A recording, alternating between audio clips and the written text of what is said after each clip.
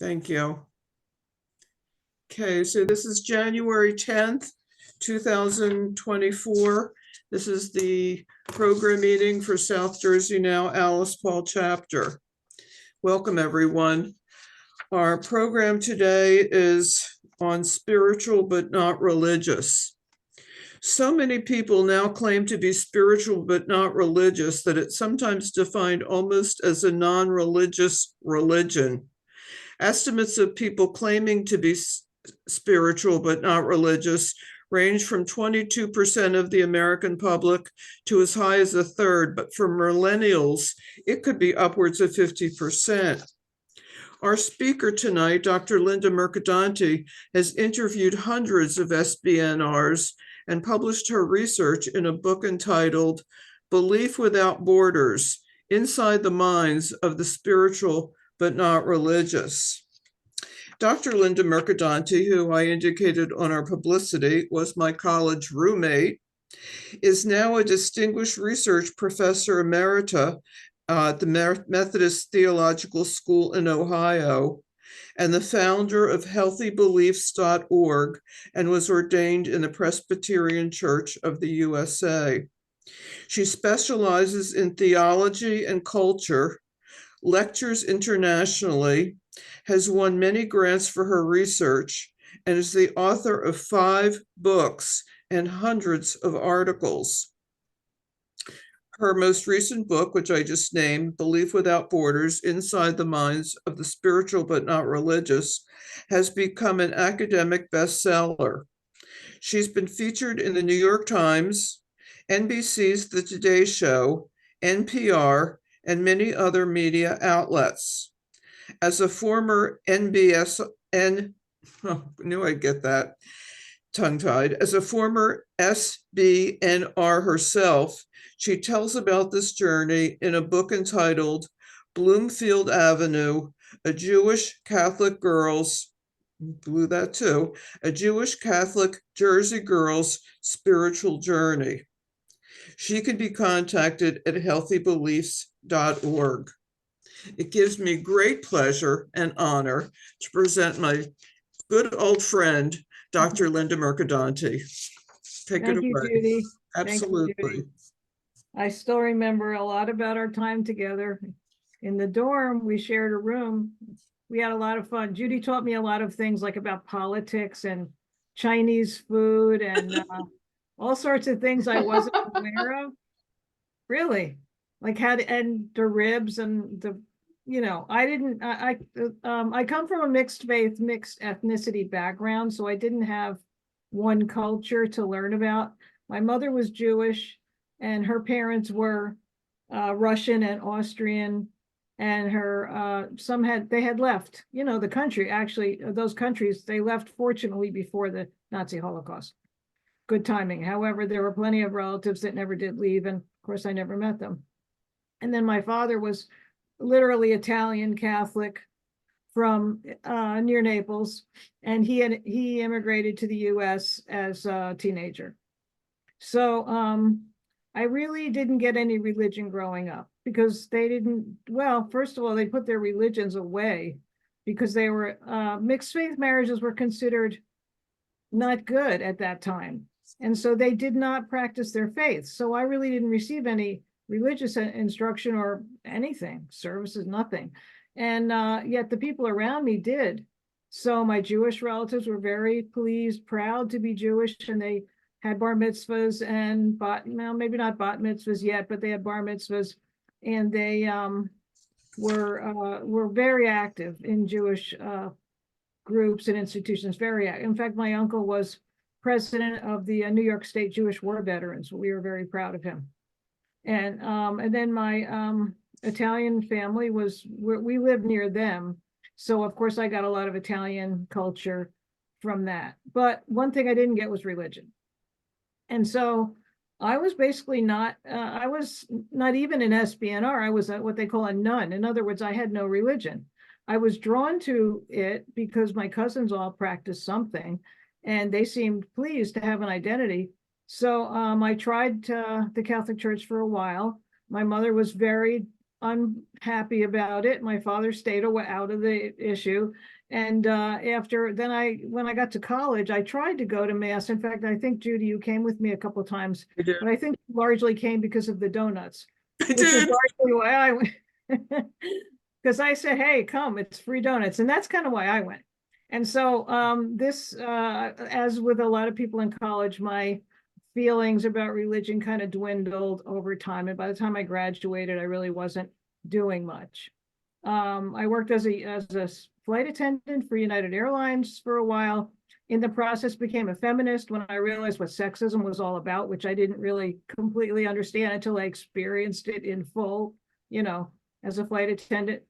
And then I left that and went to work for a newspaper. And the only job I could get, because they laughed when I said I was a flight attendant, was at a Catholic newspaper. They assumed I was Catholic because I had an Italian last name, and I didn't tell them any different, but I wasn't really practicing or anything at that time. In fact, the editor said, what church do you go to? And I just made one up. Fortunately, I picked one that actually existed. So I got the job. But after a year there, I was very discouraged about the politics, the people that were pretty unholy, I guess, but not terrible, but not what I thought. And so one day I woke up and I was an atheist, which was a big surprise. I wasn't planning on it. It was like a conversion experience, a deconversion experience. So you can read all this in my book. Here's what it looks like. Let's see, you can see it there. Bloomfield Avenue, a Jewish Catholic Jersey girl's spiritual journey. You can get it on Kindle or anywhere, really. I basically was an atheist. I'm not gonna give you just my own story, but I wanted you to have some background. So of why I got interested in this topic. So I lived as an atheist for a while. I really found it lacking for me because the questions I had were questions I had since I was little, which is that how can two religions both talk about loving the same God and then fight each other? Well, actually, it was the Christians killing the Jews, which I heard about growing up because my father fought in World War II. And I heard about it at home all the time about the Holocaust. And I couldn't understand religion because if religion was a good thing, then how come that was happening? So that question is essentially theological. And I couldn't reconcile, I couldn't get an answer. When I was an atheist, there were no answers from anybody I knew. And so I started back basically on a spiritual path without realizing it and tried all sorts of things that were available at the time. And so I was a proto-spiritual, but not religious person. In other words, they weren't using those terms, but that's what I was doing, what people do now. In the end, I was a regular journalist in a regular secular newspaper. I loved it. I got awards. It was great. However, the questions would never go away. So one day I quit the job, sold my car, gave away everything, took a backpack and went to Europe and was hitchhiking around Europe. And I happened upon this retreat center, which I thought was a hippie commune because I was basically a hippie at the time. And I was like, oh yeah, they're all hippies. This is great. So they offered me free, room and board. I could pay like later. I was like, yes, that's good. Because on my hitchhiking, I was getting into all sorts of trouble. And I got lucky that nothing terrible happened to me, but it could have. And so I was exhausted and I was running out of money. So they offered me room and board and I stayed. And there they introduced me to religion and the Bible. And at first I thought they were crazy because they were quite sexist in a kind of a moderate way, but they were pretty clear on what women should do and what men should do. I fought them. I didn't like it. But when I read the Hebrew Bible and saw that there were predictions of Jews being persecuted and pushed around, I thought, oh, maybe this stuff is true because that's really what happened. And so in the end, I had a conversion experience, not to Judaism at this point, because these people were Reformed, they were Presbyterian. And so I basically became a Presbyterian. I didn't agree with them though, on so much. So I decided I need to go to school again because I had my bachelor's, but I need to get a master's degree so I can argue more effectively with these people, because they say that the Bible says women should be subordinate to men. And I'm like, I definitely don't see that in there. That can't possibly be true. Not from a good God. No, sorry. So I decided I better go to school so I could learn to read the original languages, Greek and Hebrew, and then I could argue with them more effectively. Well, that started me on a long trail of education. I ended up at Princeton, got a PhD, and ended up teaching. And I got a job in a seminary because it was a graduate school and I preferred that to undergraduate. And essentially I taught theology in a graduate school, a seminary, for 32 years. I don't teach there anymore. That's a whole nother story. But I'm now I have my own business. You can kind of see the poster up there, healthybeliefs.org. I have a website. You can look at it. I have a YouTube channel. I have tons of YouTube presentations that you could find and so you could get more context and more understanding of my topic. While I was teaching, there were articles about the decline of organized religion, and I felt that when they talked about people that were spiritual but not religious, people didn't treat them with respect. They said, oh, they're lazy, they don't want to get up Sunday morning, or they'd say they're just salad bar spiritualists, or they'd say, oh, well, they're just not a threat to the church. Or even in the secular papers, they would make fun of them. Even TV shows would make fun of them. So I thought, what they're saying about people that are spiritual but not religious, which I was, is not right, because I knew so many and I was one, and I think they're doing a disservice. So I decided to let them speak for themselves. So fortunately, as an academic, I was able to get a grant. I got a very prestigious one, actually, and I was able to study and go around the country interviewing people that said they're spiritual but not religious. I had hundreds of conversations. I chose about 115 people to actually formally interview, record, transcribe, all that, and ended up writing this book, which is easily available. Let's see if you can see it. I love the cover. It's so pretty. Belief Without Borders, Inside the Minds of the Spiritual but Not Religious, Oxford University Press, which is the premier press for academics. They have great books that they take on. So I'm very pleased. My book became a bestseller, actually. And I'm really, really proud of it and pleased. And it's been out for a while. I have some new projects that I'm working on that maybe aren't as relevant. So I'll just tell you more about what I discovered through my research. My findings were that, and I can't, give you all of them right now, but what's happening now is a sea change. It's a huge cultural shift. It's, in my mind, as momentous as the Industrial Revolution, which was, in the 1800s, when people left the farms and went into the cities and worked in factories. And of course, a lot of terrible things happened. They had child labor and accidents and all that until they passed some laws and tenements where people were getting TB and stuff. So it was a mess at first. And we're kind of going through something similar now. It's not about industrialism, it's about spirituality. So this is a very interesting revolution, and it's happening all around us. So this cultural shift, I'd say, if I had to put a nutshell around it, I'd say it's a change in authority. It's a change in authority from out there to in here. In other words, you don't look for your credibility or authority in external sources. You don't look at the church. You don't look at even your parents, maybe. You don't look at organizations. You just find your own authority inside yourself. And if you've ever taken yoga or meditation where the person would say you have all the answers inside you, that's what that is. That's what they're referring to. So what goes along with that, though, is a distrust of institutions, and pretty much we're in a cynical age now. Now, you can see this in politics and in the government. and conspiracy theories and all that. So this distrust is actually kind of eats away at people's sense of meaning and their understanding of life in general. So it isn't really a good thing, but what it does is it lends more momentum to the decline of organized religion and other things.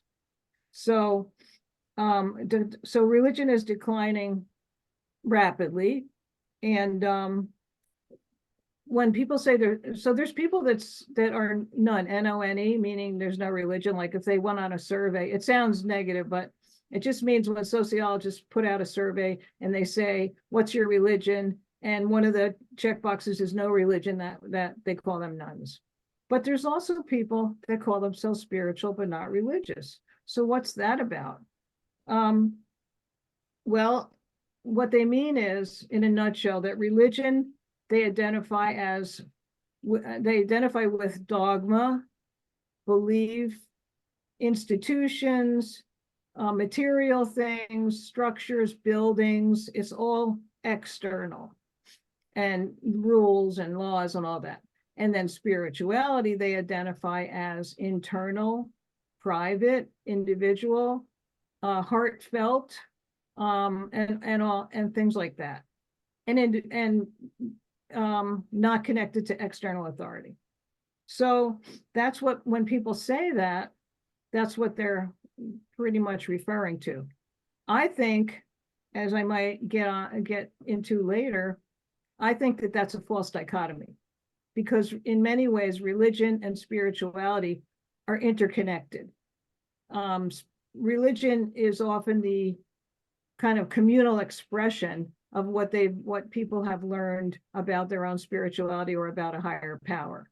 So it's an artificial separation, but what it do is draw boundaries. It's really a boundary creating device. And so it's the rhetoric that I hear, and I'm not using it in a negative way, but the rhetoric I hear from people that are SBNR is often very similar. And one person read my book. I went to a college to give a talk. I do hundreds of talks. And this woman who was in charge, I think, came up to me and she goes, "Your book made me angry." And I said, "Really? Why?" And she said, "Because I'm special. And it sounds like there's a lot of other people that are saying the same thing. And I didn't think that's fair because I'm me, I'm unique." And I went, "Okay, fine, no problem. But you are unique, but still. It's a sea change. There's a momentum here, and a lot of people are saying the same things." But I didn't want to upset her, but I thought it was funny.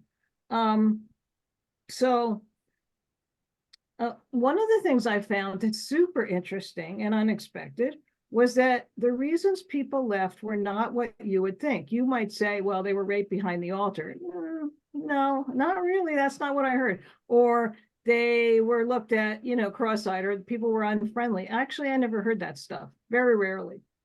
I mean, that happens, but that's not the main reason. The main reason that the people I interviewed left was because, if they even went to religion, which they might never have gone, is because of the belief system.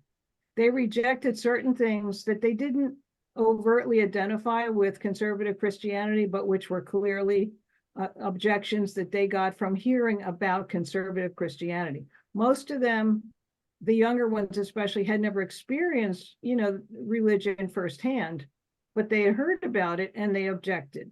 And actually, whether I interviewed a yoga teacher in Colorado, and I went all over the country, and even Mexico and Canada, whether they were a yoga teacher in Boulder, Colorado, which is very SBNR, or whether they were a unemployed factory worker in rural Ohio, they all agreed on what beliefs they rejected, which actually turned out to be identified with conservative Christianity. For instance, they rejected the idea of an involved God. They were okay with some kind of benign interworldly higher power sometimes, but they wouldn't use the word God. They didn't like the idea of sin. They said that all people are born good, which meant they were rejecting what in theology is called original sin, which means you're born with a predilection to turn away from God. Rejected that. They rejected the fact that, well, they felt that if anybody does anything wrong, and they didn't like using good or bad, it was basically from psychological problems, mental illness, childhood abuse. So they had a therapeutic explanation for just about everything. And, we are in an age where we therapeutize everything. So that was to be expected. They also rejected the idea of an afterlife, in particular, heaven and hell. They mostly did believe that there was life after death, but many believed in that we would come back, in a new form, and it would be onward and upward, not like, reincarnation, not like actual Eastern views of reincarnation, which is that you can go backwards as well as go forwards, depending on your karma. So they liked reincarnation, but it was very American, their version. In other words, next time you'll be a queen, or next time you'll be better than you are today. So it was American, and there was no end point. It was just onward and upward. If, of course, they had certain social issues, which they wanted promoted, which are, to be expected. Abortion, yes, for abortion, yes, for same-sex marriage and all that. Transgender rights, they supported that.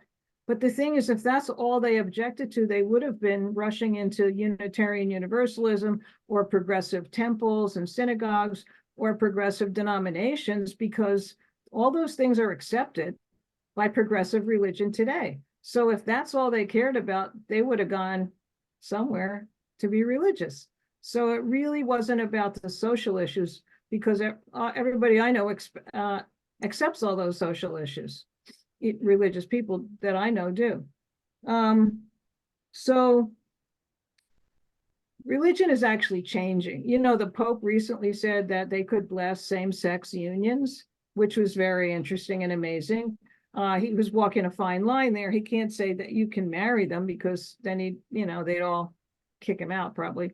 But he did move quite a ways, really. And then in the worlds that I've traveled in, there's transgender ministers and same-sex clergy couples. And I mean, it's really different than if you have never been part of religion, or if you were in the past. It's very, very different now.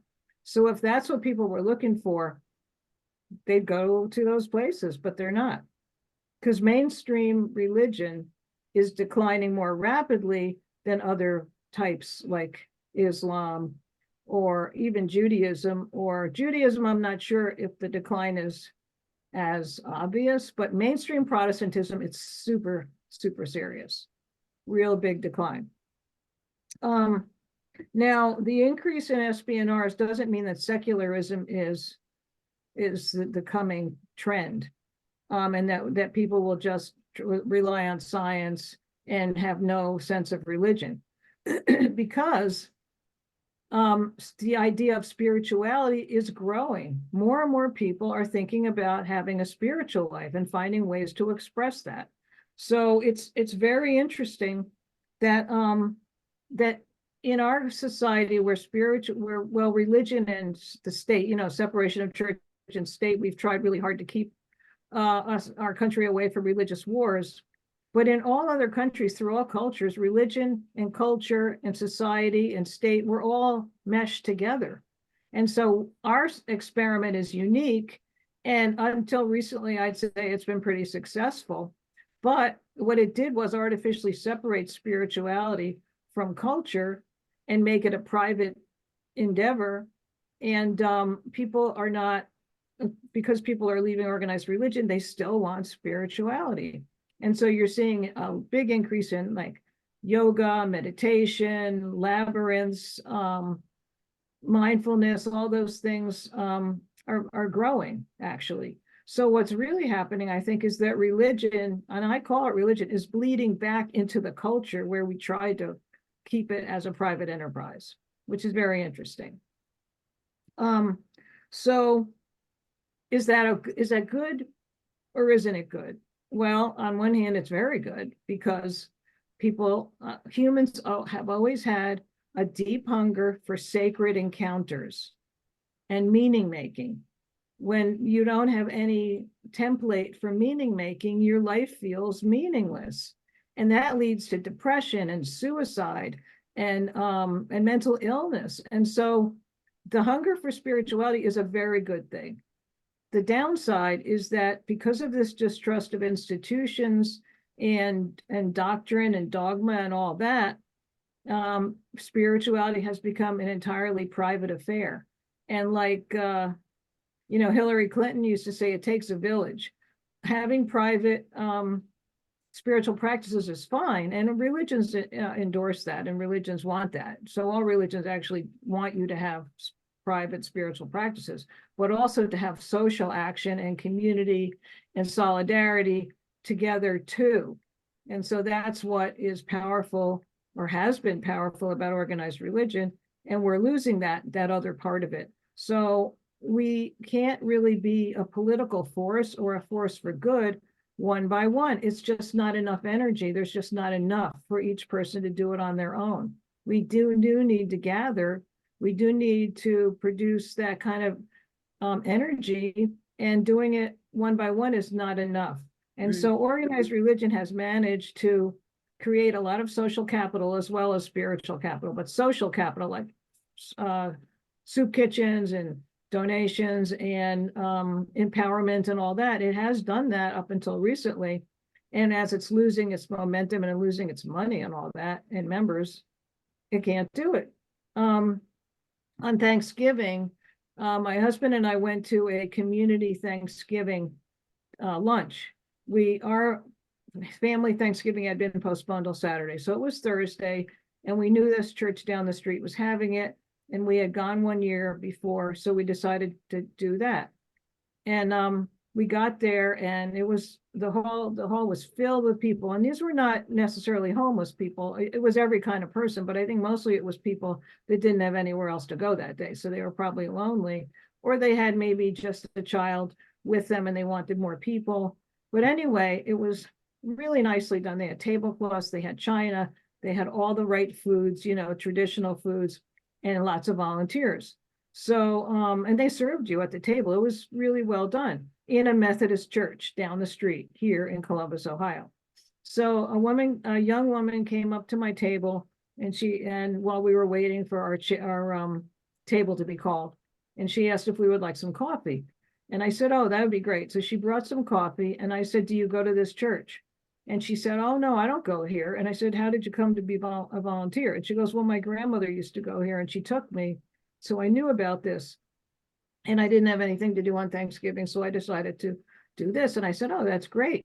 That's really nice. So what do you do then now that you don't go to church? And she goes, well, I'm spiritual, but not religious. And part of me is like, okay, in my mind, I'm thinking, I have the script right here. I'm going to tell you what you're going to But I didn't, because that would be so impolite. But anyway, so she said, well, I don't believe in religious institutions.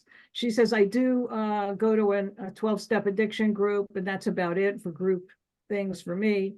And she said, but I do pray. And I said, well, do you believe in God? No, I don't. And I said, well, prayer is usually like a communication. I mean, meditation maybe isn't, and mindfulness, but prayer is kind of assuming.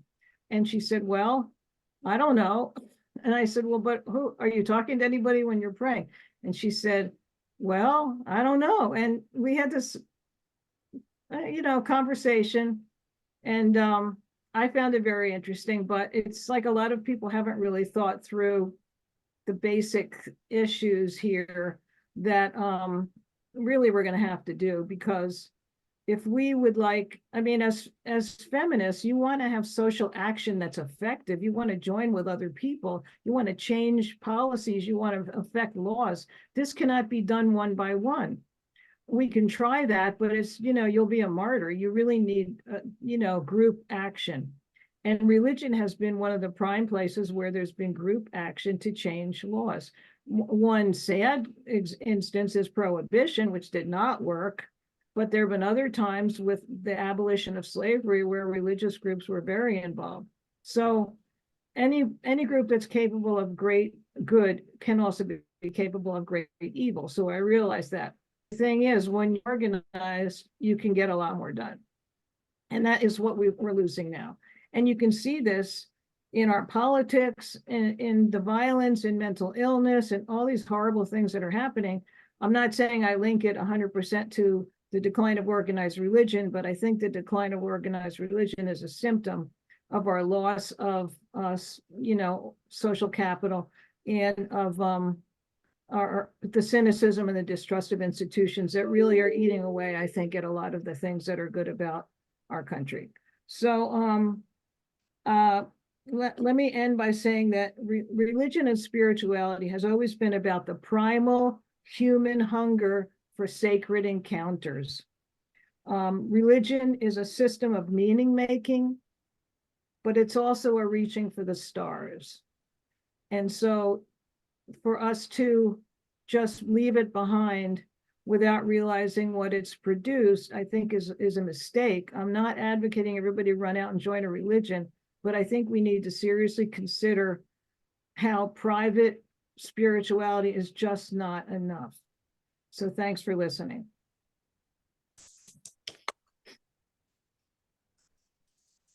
Who has questions? That's fabulous.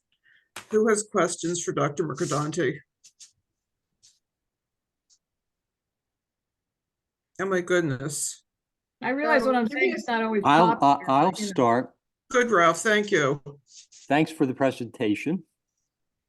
I identify myself as a lapsing Baptist. And I find that what you're saying about institutions have the ability to be a force for good, for change. It's positive, or change that is negative. And I have struggled over the past 8 or so years with conservative Christianity and evangelical Christianity and its effect that it's had on our body politic. And I look at our Supreme Court, that I consider it to be a majority of popes that are making decisions that I and my wife totally disagree with in several instances, not only the abortion issue, but its stance that it has taken in terms of the firewall between the separation of church and state. They've eroded that considerably. And I think that in terms of that, that's caused me to do that. But I look at my own faith as I say that, and in a society that is becoming pluralistic, how can we say as that there is only one way to look at spirituality? And for Christian faith, that's it. There's no other acceptance of any other religion. You're really that's not. That's the version you were given. That's not the version that I lived in. But that's a version that's dominating our body politic today. I mean, Trump today said that he was going to have a squad to enforce Christianity. He's the least religious person in the world. Well, I think he's hijacked Christianity. I'll certainly say that. But yes. but I'm looking at that and saying that I struggle with what I think that faith is mystical thinking versus logic and rational thinking. And that I'm more concerned that people come to morality logically than I am that they come through it mystically or mythically.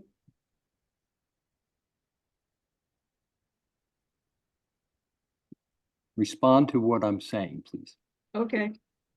Well, you were given a version of Christianity, which I agree has been somewhat traditional, but in an era of globalism and internet and information expansion and all that, obviously we know there's other ways of looking at things. And so the more progressive religious people that I know are very much into what's called ecumenism. In other words, how do we all respect each other's faiths and learn from them. Actually, I've been involved in a lot of movements like that and a lot of groups where we learn, you'll have a Buddhist and a Muslim and a Jewish person and a Christian and all that and a Hindu, and we learn from each each other. And a lot of times we think we find the increased depth in our own understandings because of hearing from some other religion. So that's actually happening. Now, some people were raised in a more tightly knit conservative organization of, religion, and they did hear a one-way version.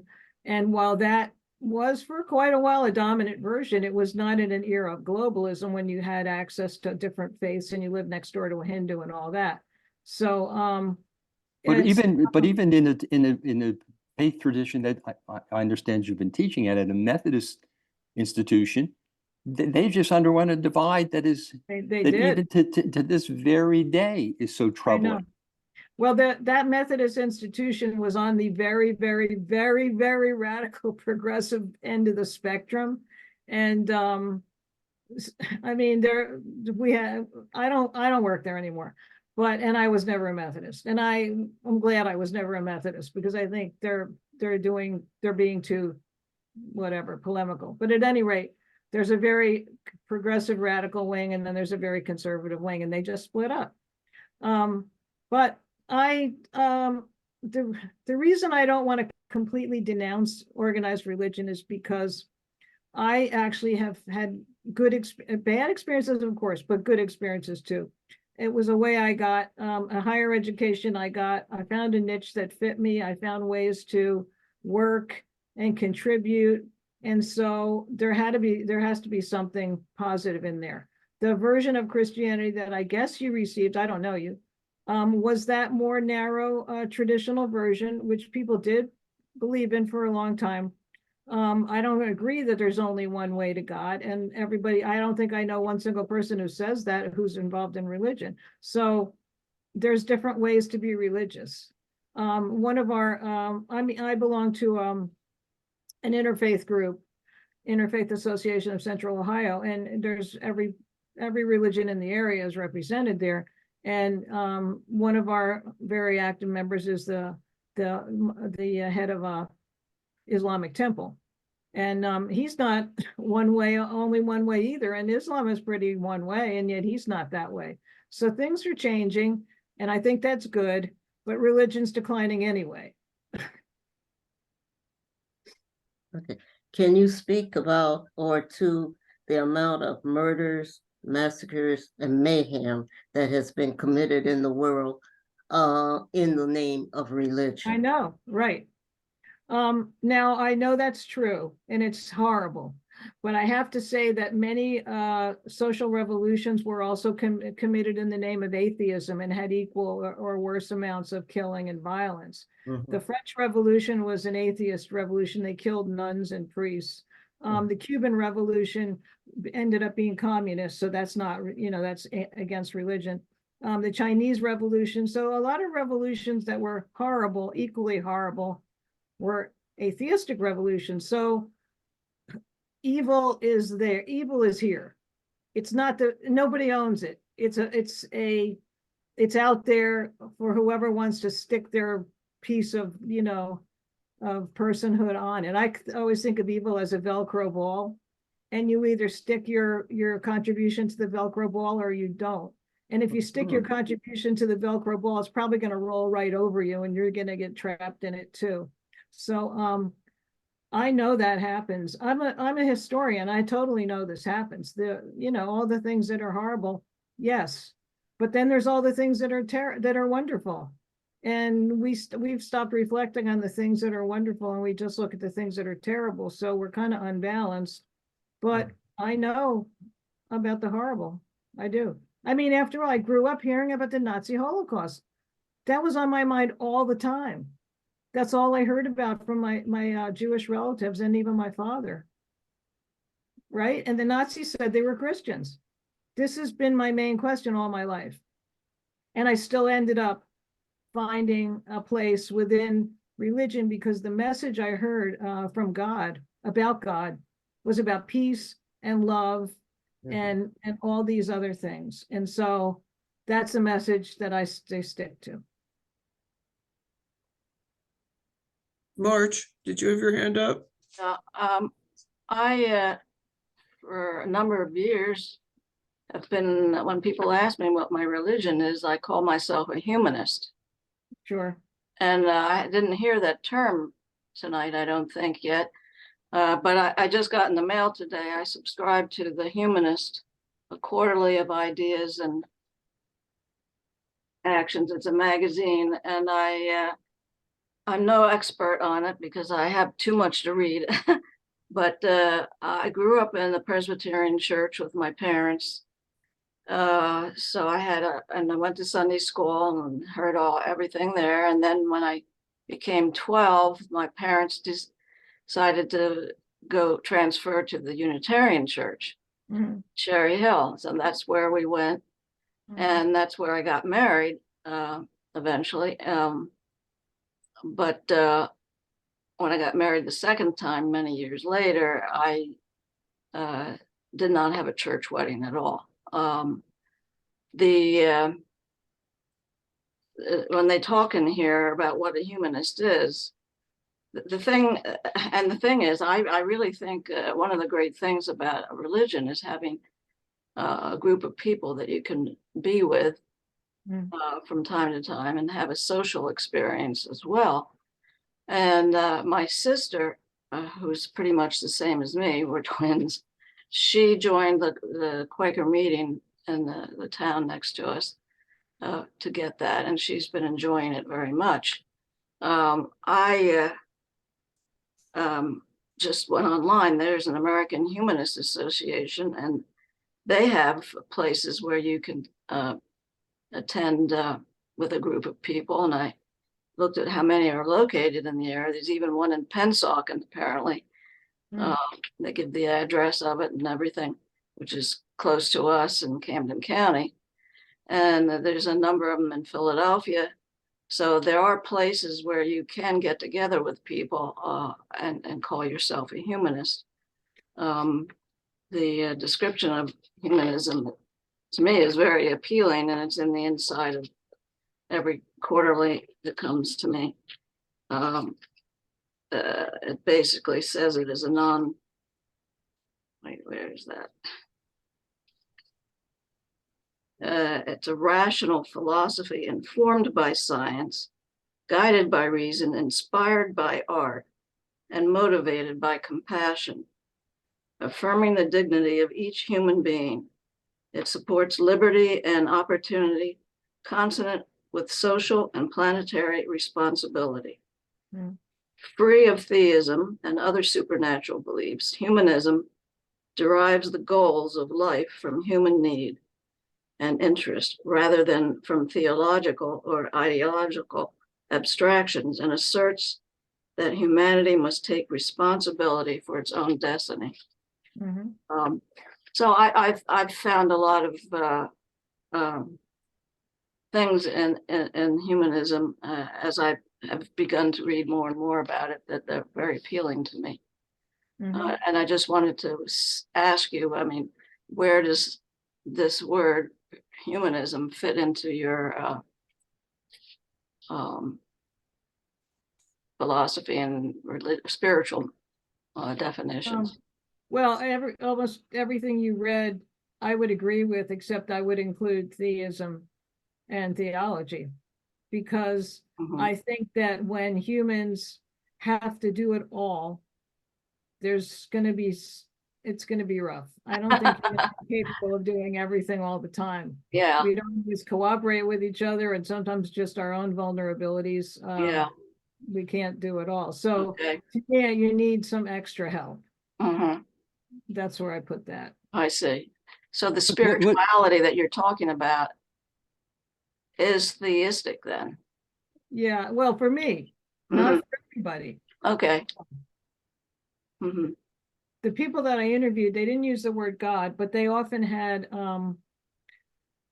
they would maybe refer to the universe or a higher power Mhm. or the source or energy, but Mhm. essentially they were looking for some kind of meaning making and sustenance outside their individual selves. Okay.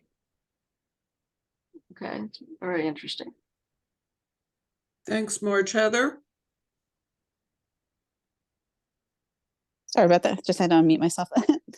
Hi, this is Heather. I was just I find this topic so very interesting because I myself was actually raised with parents of two different religions. I was raised by a Protestant mother and a Catholic father. We were brought up Catholic. That was part of their agreement, actually, as their marriage. If they got married in a Protestant church, the children had to be raised in the Catholic faith. So I've always found religion interesting. But I was just wondering, I still remember listening to like a speaker on the topic of religion, and just that a lot of the problems that I guess folks were having with religion is that they found religions were actually more focused on we're so focused on like identifying with a religion that it was actually like exclusionary and versus inclusionary. So it was more of a way to like separate ourselves from other people and everything like that. And I was just wondering if the folks that you had interviewed, if you found that was something that they had kind of found as a problem with religions. That's a good question. They didn't mention that as much as they mentioned the beliefs, which I thought was really interesting. Of course, one of the beliefs is that maybe there's only one way to the holy, and so that would encompass what you just said. But most, I think it's a human tendency to be tribalistic. So I don't know that religion actually started this. I think that humans like to identify or like to find themselves part of an in group, and then everybody else is in the out group, or they're othering the others. And so even tribes have done this, where certain tribes, I can't remember exactly the name, but the certain tribe would call themselves people, and then everybody else wouldn't be people. So humans are tribalistic. I don't think that's necessarily a good thing, but it's not the property just of religion. But of course, religion can feed into that tribalism too, and obviously it does sometimes.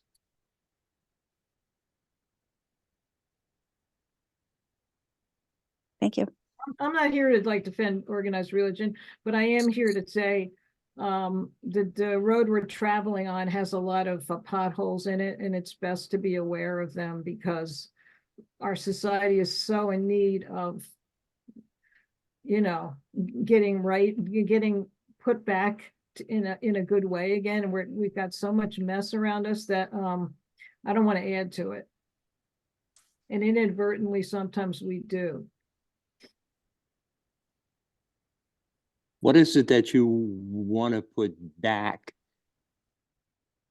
as you look at the potholes in the future? What is it that you think needs to be put back together?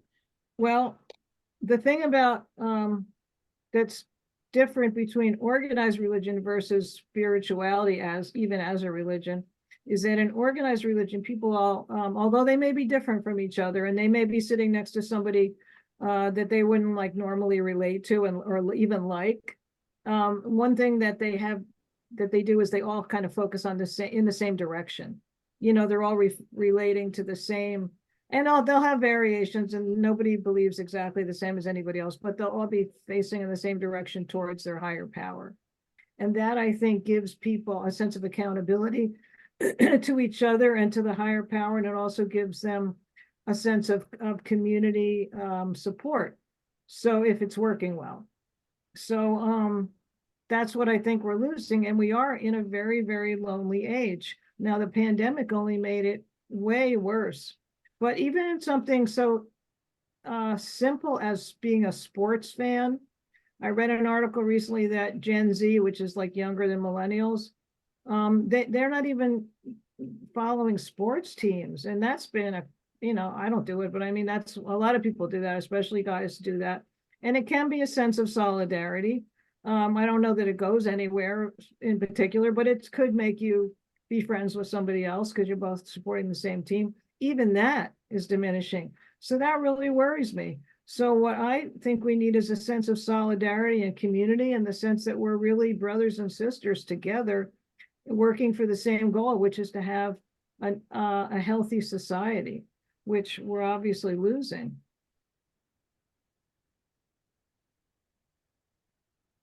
And to me, spirituality is like the glue for that. I think there's a lot to be said for group and collective action, both politically and spiritually. There's a lot of people I know, including several people on this call, that call themselves recovering Catholics. Mhm. And there's a lot of people in general who call themselves recovering Catholics. They went to parochial school Yeah. and they're trying to get past that.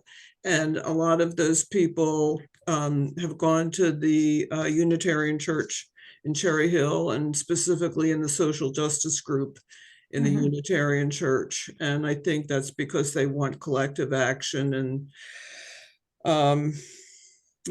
group work to Mhm. feel connected to other people. You spoke about your time as a flight attendant and how at the time you did that, I thought how wonderful that was, that you would get to see the world and they would pay you to do that. And I thought Yeah. how great that was. But, in retrospect, I've come to understand how misogynistic it must have been and how sexist it must have been. Mhm. And I'm wondering how that experience affected you as you went to the Princeton Theological Seminary and other jobs after that, how that colored your views of women's rights and how that became your filter Mhm.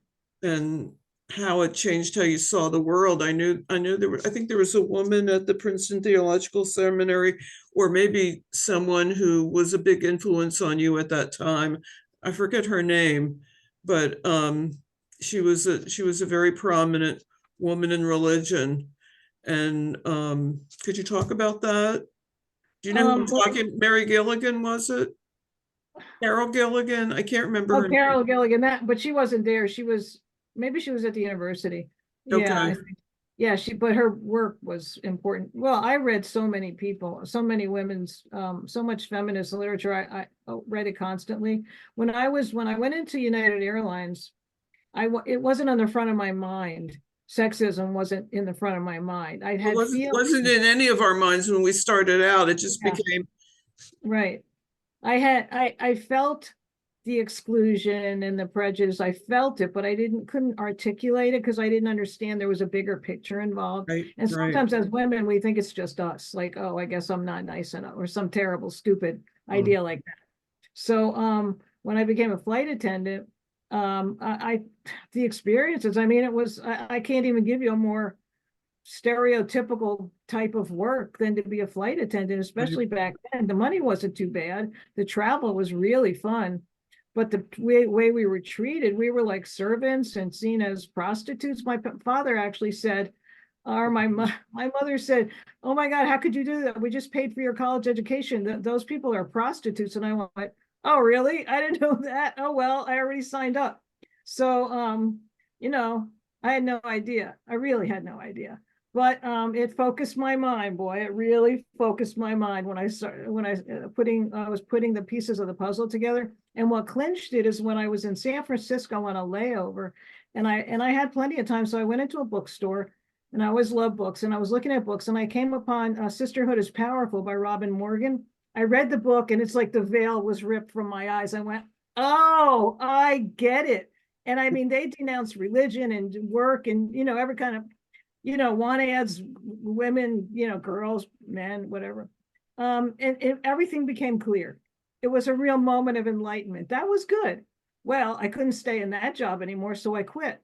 But I couldn't get another job. And so I worked for this Catholic newspaper, the only place that would hire me. And they hired me for sexist reasons. And in fact, the editor, who was not a priest, but he was obviously Catholic, the editor said, "Oh, you can wear your uniform to work," because we had a mini skirted dress. But he knew I could write because I brought some stuff from college. But it it reinforced my new views. And then when I saw how they treated me there, they weren't terrible to me, but they needed a reporter, so I was the reporter. So I did get a lot of opportunities. But they sent me to Hugh Hefner Club, Playboy, and I went behind the scenes and I talked to just like For the bunnies. Gloria Steinem. Yeah, exactly. I did that. I went behind the scenes. I talked to the other waitresses and stuff, and they were telling me how it squeezed them. The uniform squeeze was uncomfortable, and I was because I could go inside because being a woman, I could get in and nobody knew. And so I wrote an article. I wrote an expose, and the paper was happy because I got a lot of letters. But the Playboy Club banned me for life, which I was proud of. And then another opportunity happened when I was sent to an early right to life. If you remember Right to Life, it was Oh, like one of yes. the first anti-abortion Oh, groups. yes. And this is on the Catholic paper. And when I was on the Catholic paper, they sent me to that. And they assumed I was a Catholic, which at that point I wasn't.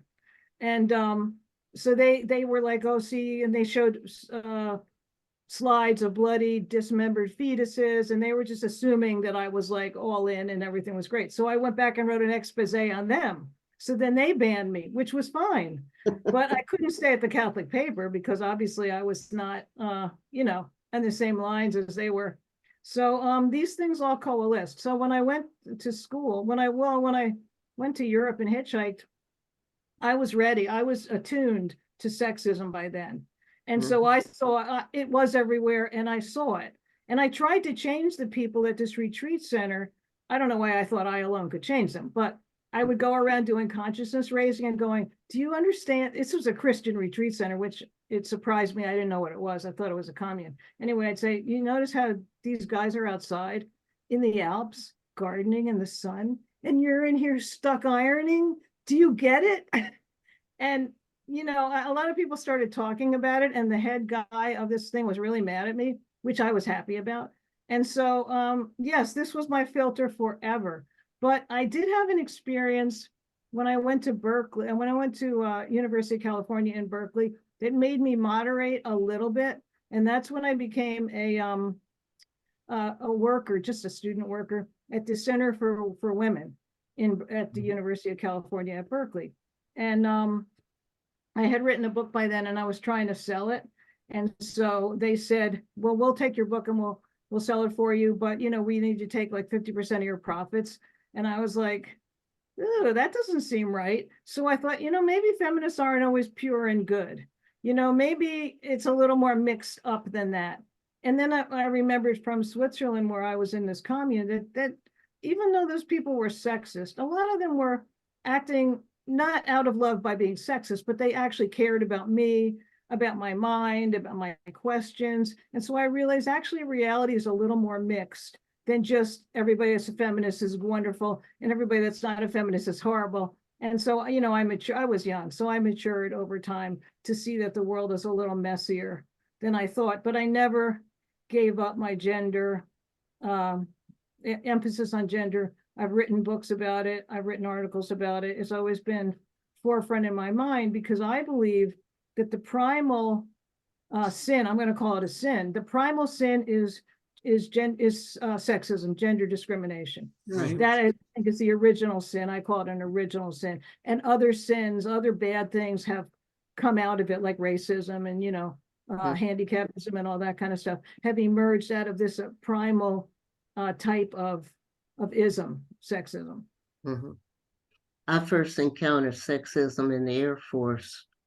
I was working, or at least I got assigned to a control center in Syracuse, and I became aware that they had a huge control center in Japan, and I couldn't understand why they could not send a detachment of women to that control center in Japan. It wasn't like it was going to be a small radar site. We're talking about a huge center.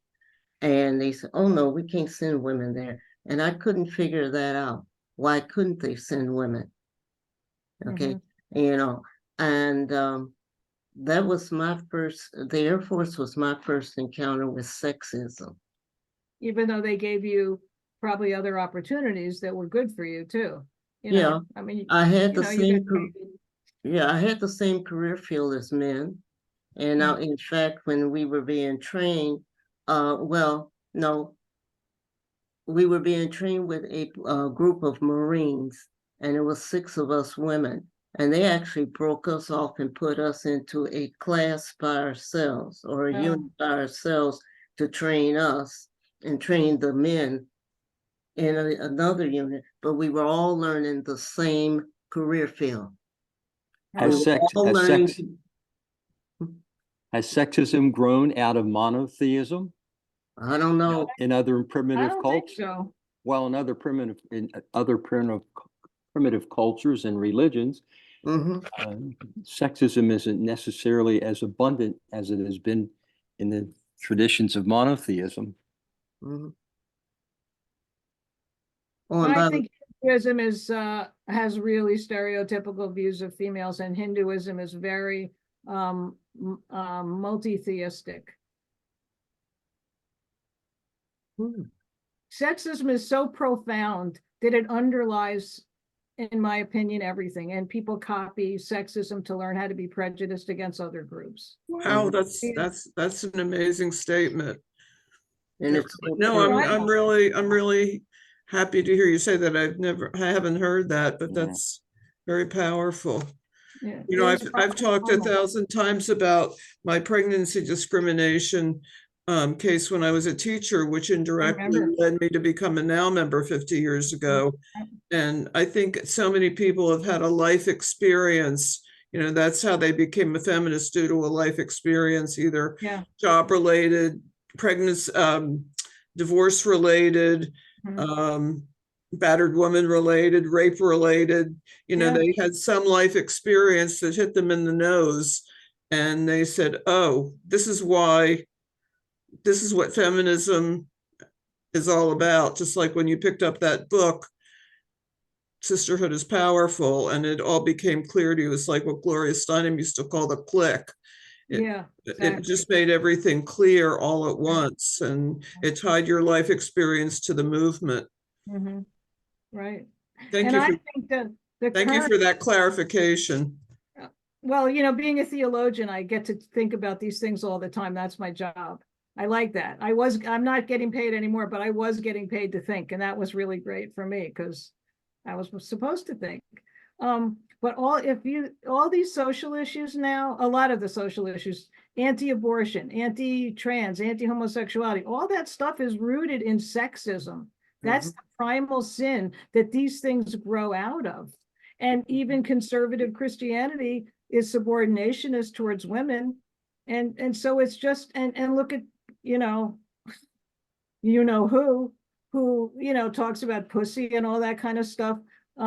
It's deeply rooted, and that's the root of evil. Mhm. That these things grow. Exactly. Has anyone who has not asked a question does anyone who has not asked a question have a question? Okay. Well, we thank you. Can I call you Linda instead of Dr. Mercadante? Yeah, right, you're my friend, right? Absolutely. I really appreciate your letting me know about my introducing you to Chinese food. I had no idea. That was a wonderful insight because I still love turning people onto food. So let me thank you for reminding me that that was 50 or 60 years ago that I was doing that. So I guess that's a lifelong thing that I've been doing. So, I have many happy memories of us sharing time together in the dorm, and Yeah. I, Yeah, in restaurants and all. your parents making my wedding cake. I think I told folks that your parents made my rum cake, wedding cake with fresh flowers on the top, and that they made pinoli cookies, which I still adore, that you used to bring back from vacations and turn me Yeah. on to all the wonderful Italian cookies. We had many wonderful times together. I still think of did. your parents affectionately. May they rest in peace. Yeah. Where did you go to college? American University, Oh, okay. 64 to 68. Exactly. We were elementary ed majors, as all good girls were in the 60s. And as what my parents would only pay for that degree. I almost went there because they had a school for international service, An excellent school for Yeah, international yeah, service. and I wanted to be a diplomat, a That foreign was diplomat. Nice. that was one of their strongest departments. Yeah, it attracted me very much. Probably still is. Mm. Both of my kids ended up going there, but not in international service. But Do yeah, you, do you post this? Is this a podcast or a video, or do you just keep it internally? we posted on our website. Oh, can I get a link? Absolutely. If you send me a Lorraine, link. yes, I'll publicize it. absolutely. Lorraine is our database person, as well as our recording secretary, as well as does everything that falls through the cracks person. And she'll make sure that you get it, or she can send it to me and I'll send it to you. And is it okay if I put it on my YouTube channel? Absolutely. Yeah, we would love Okay. that. Someone put a wonderful comment in the chat. Let me just get that for you. Thank you, Dr. Mercadante, and now members enjoy your program, but have to drop off the call. I don't know who the Jenny Stark is. She's a new person, so I don't know her, but she did enjoy your program, so I wanted to let you know that. Thanks. Yes, we can absolutely get you the link for this. I think a lot of people who weren't able to attend would love to hear it as well. It's very, very thought-provoking. Thanks. Excellent. Okay, so Okay. thanks once again. Everyone have a great night. Mhm. Wonderful to see you, Linda. Same here. I wish we could get together again and share things. Think we can do that. Think Okay. it could be Thank you very good. much. Thank you. Thank You're you so welcome. much.